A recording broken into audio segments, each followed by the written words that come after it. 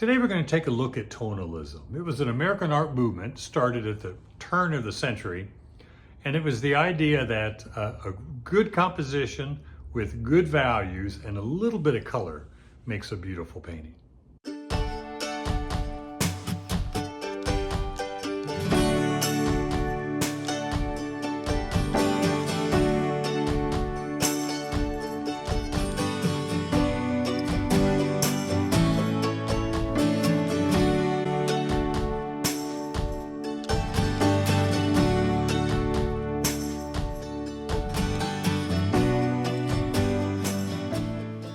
Today we're taking a look at American tonalism, and it was an art movement that started in the 1800s, 1880s, and lasted till about the 1920s. And it was an intimate look at landscapes, had kind of a spiritual overtone to it, a lot of mysterious scenes at sunset with muted colors and real close values. And they had a real abstract quality to them because the artist kept the shapes big and simple and the values close together and colors very muted. And it really looked abstract. I think it influenced a lot of the abstract painters in the 20s and 30s as well. So there was someone, and I forgot who it was, that mentioned a good composition with good values and a little bit of color makes a great painting. And that kind of describes tonalism. The colors, again, are very muted. The values are somewhat close together. A real soft feel, mysterious feel to it. We're going to take a look at three of the tonalists. And there was a lot of them. A lot of artists were tonalists. And it kind of got its start somewhat in Europe, the Barbizon school of painting, which was landscape painting, very muted, close values, similar to this. And that combined with American landscape kind of made up its own American tonalism. The first artist we're going to look at here is John Francis Murphy, 1853 to 1921. Lived in Chicago and got his start, like a lot of artists did back then, working in theater, painting set designs or painting advertising billboards. He also took classes at night and later moved to New York and became associated with the National Academy of Design. Had a long career, very good painter, and this was one of his here. And you can see the close values down below. Now there's strong value contrast between the sky and everything else. That's kind of the draw or the drama in this scene. But in the landscape, very close values, very subtle color. Notice how the darks are more towards the brown side than they are towards a cooler temperature. This has a overall warm feel to it because of the sunset. But he did a lot of the sunsets or just before sunset. Again, just beautiful paintings, nice values. Colors are very harmonious because he's not using very many colors. If you can use three colors plus white and have those three colors to be somewhat related to the primary, some kind of blue, some kind of yellow, some kind of red. And you can see the blue sky in here and the brownish, reddish color and then the yellow. Don't know that he was using cadmiums. I kind of doubt it. Very strong value relationships in there. Another one here about the same time of day, just before or during sunset. Not a great file here, gets a little blurry, but they had a softness to them anyway, so it's hard to tell the difference between a blurry image or was that how the painting really was. Nice soft edges here.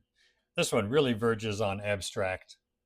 But again, all the subtle value and color changes in the sky, few real subtle changes of value in the ground. Very nice. Just soft, beautiful color and value relationships. Now we'll go to Henry Ward Ranger, 1858 to 1916.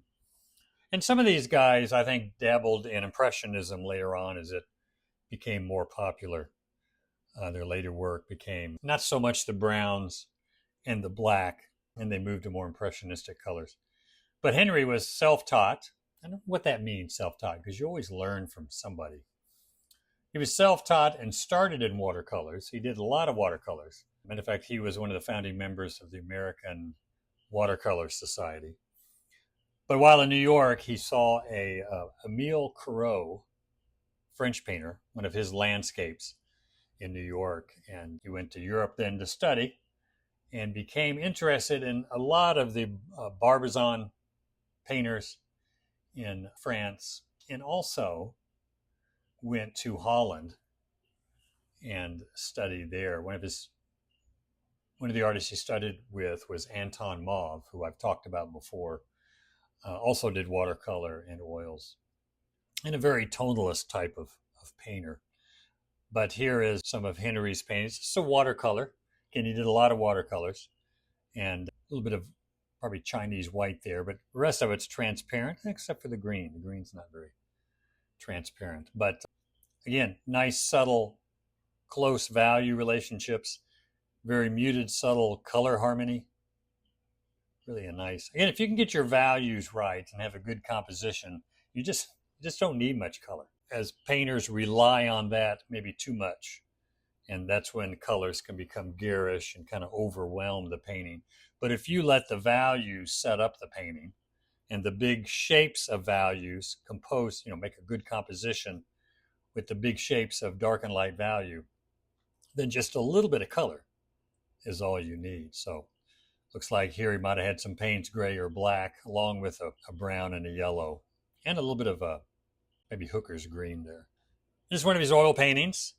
A little stronger blue. That color pops a little bit more than your typical tonalist painting.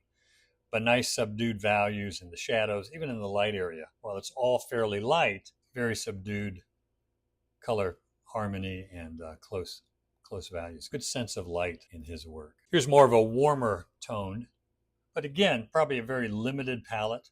Strongest color being in this shirt here, which he picked up from studying Emile Corot in France. Corot always had these beautiful trees like this, and usually a figure with either a red coat or a red hat. And he's got both there, red coat and hat. Again, nice, subtle value changes. And when you're painting like this, it's not that you're copying exactly. When I look at these, the dark area of the foliage down to the ground, all this in shadow, there's subtle color and value change. But he's not copying exactly what's there. He's simplifying what he's looking at and creating some variation. It may have nothing really to do with what he actually saw, but it does represent it well. Here's one from the Holland days of painting. Again, it could be just black, yellow, and maybe an English red, earth red. But when you use black in place of blue, it actually looks very blue. If I paint a sky with black and white and use the black also for cooler shadows and cooler colors in the landscape, that black will look very blue. Not an intense blue by any means, but it'd certainly look at least this blue. Now, he might have been using blue, but you can get a good effect of blue by using black, replacing the blue with black. And that could have been what he did here. Again, the colors very subtle, very harmonious, and not a lot of color variation. Or really nice values in here. Bigger value range, lighter lights and darker darks, and a little more luminous than your average tonalist painter.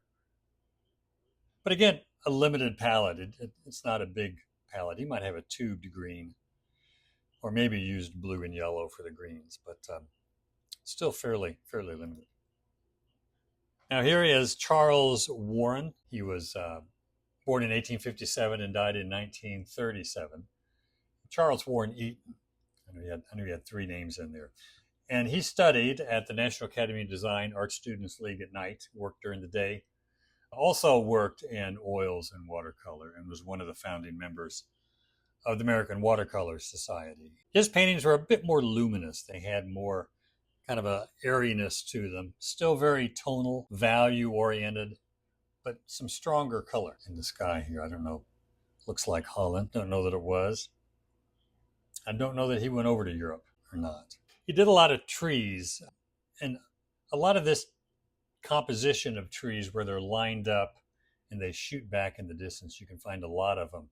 Just different angles. I don't know if it was the same row of trees. And this might have been in Europe. But again, very abstract looking, very limited in color, A lot of close value relationships, and the color very harmonious. And again, kind of a nice mysterious feel to it. So it's a great time of painting to study if you're wanting to focus on values and composition, because that's the main thing here. Color is not the main thing, even though obviously there's color there. And color is what we like, but it's the good composition of the big shapes and values and having good value relationships that makes the painting work. A nice one here with the snow. Beautiful job on the trees. They're almost poetic in a way. I know a lot of the artists tied their music, the tonalists, tied their paintings to music somehow. Don't know how they do that, but in my study on them, that's what I read. A lot of softness here in the grass. Almost looks like watercolor, which I don't think this is. Everything in the shadow is soft, and your hard edges are only on the dark tree against the light sky. So edges here are very, very important. The softer edges in the background. His only harder edges are on the limbs against the light sky. A little bit on the grasses in front, but that's a beautiful painting. I've got a few here where I'm going for more muted tones, so I'm using a more limited palette. This is here in Georgia on Hog Mountain Road, typical Georgia street name. And I'm using yellow ochre, burnt sienna, and ultramarine blue. So I've kept the colors very limited. Burnt sienna is my red, ochre is my yellow, and of course blue is the blue. Blocked a lot of it in with palette knife. You can see where I left some of the palette knife strokes here on the bank of the pond and on the roof and in the sky. I laid everything in with palette knife. That helped me keep everything big and simple. Then I came back with a brush and brushed out the palette knife strokes and the trees and some on the grass. So when I use the palette knife, I don't care for the whole painting being palette knife. That kind of flattens things a little bit too much sameness in the strokes. So I may block in most of the painting with a palette knife, but I'll come back and get rid of the areas, especially areas that just have more texture, like foliage or bare branches in the trees, the grass in the foreground. But areas that are flat and have less texture, not so much the grass here, but I guess you could say that shorter grass has less texture, but the roof on the barn, less texture, the sky has less texture to it. So I can leave those palette knife strokes. But the trees, I want to suggest texture there, and palette knife doesn't do that. So here's another one, not so much of a limited palette, a lot more colors in that one, but subtle, close value relationships within the shadow and also within the light areas, trying to keep the value relationships subtle, color change real subtle. This is a little more tonalistic, I think blue and ochre and burnt sienna.